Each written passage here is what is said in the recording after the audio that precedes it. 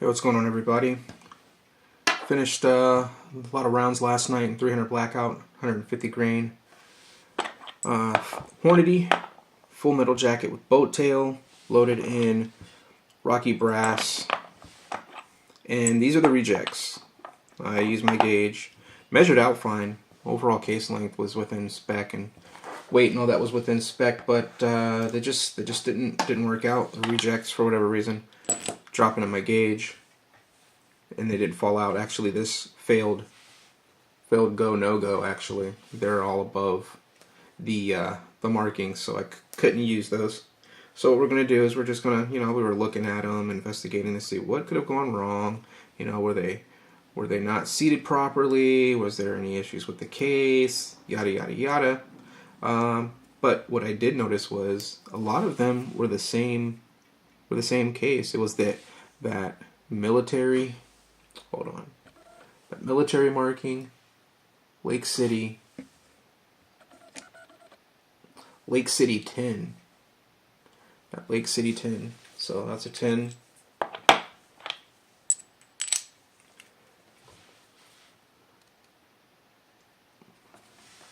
That's a 10 as well. Doesn't fall out and actually fails the go no go. This one is also a 10. Doesn't fall out.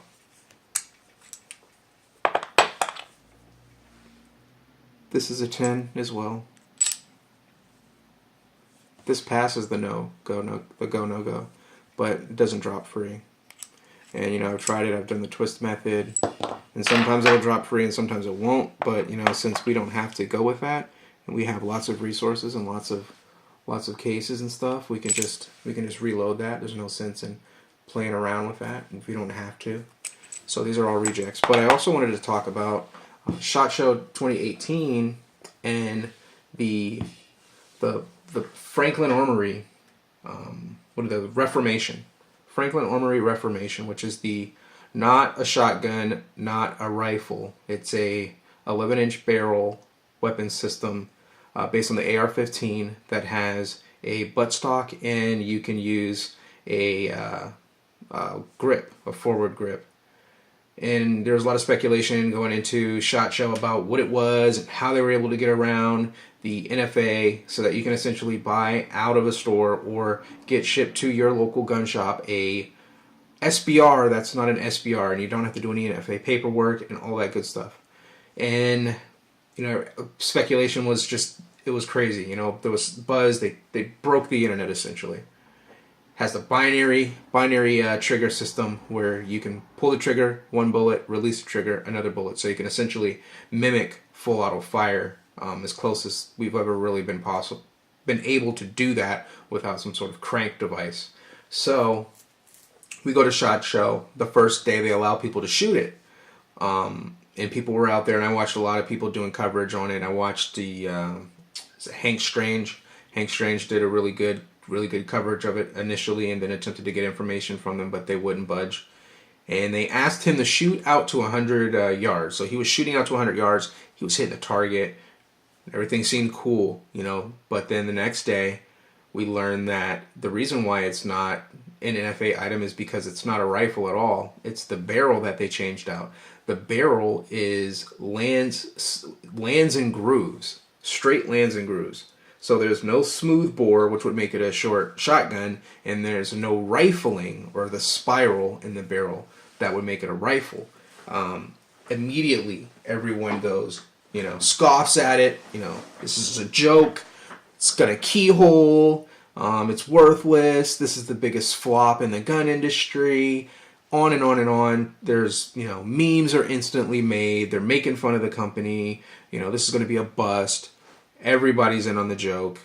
But I feel differently about it. I feel differently about it because this is innovative. I mean, this technology existed in the 1800s and we moved away from it, but they said, hey, let's play around with the law. Let's see if we can get around the law. And they were able to bring something back, change the concepts, incorporate it into a modular weapon system that would be perfect for CQB applications. 0 to 100 yards. And then on top of that, they give us a new projectile that will actually get you what they claim to be 1 MOA at 100 yards. People make fun of that and call it a Nerf football and all this other stuff because it looks like a Nerf football. But again, it's just a lot of trolls and a lot of people on there were kind of excited about it either way, but then they started getting swayed by the trolls online. And somebody actually said something that I thought was really interesting, and they said, "You remember the days when SHOT Show was for the gun industry and not any idiot with an Instagram account?" And I thought that was hilarious because, even though I'm just an idiot with an Instagram account, I don't act like a lot of the fools, the prima donnas, the internet celebrities. I don't act like that. The gun works. It works. If you can get 100 yards, 1 MOA, cool. If you're looking for a long range or a weapon system that you can just 1 MOA at 400 yards, just taking stuff down, cool. That's available for you. Go and get that by all means. But there are a lot of people that don't shoot past 70 yards, and 70 yards is a stretch. For those people, something like this is a great thing, and I am really, really hoping that they do a couple of things. One, they get the price down, and I get that initially the price has to be high to pay for things, try to break even, but they're saying that the rifle is like 24. I've seen numbers as high as 2,400, and as low as 1,500 once they get the forged lowers out the door, and this is, of course, going to be in 300 Blackout. The round that people yesterday in one of the gun groups was saying is going to die and is losing support. Another weapon system made in 300 Blackout. So there you go. And they're making bullets. And they said that they're working with ammo manufacturers to actually create the projectile so that you can reload it yourself and also buy loaded ammunition from major manufacturers, and including Franklin Armory. So you get the BFS3 binary trigger system and a 300 Blackout weapon system that's good, 1 MOA out to 100 yards, and a short package with a buttstock, and you can put a grip on that thing. I think it's neat for people, especially for people that live in states where NFA is just banned. Now you can get around that.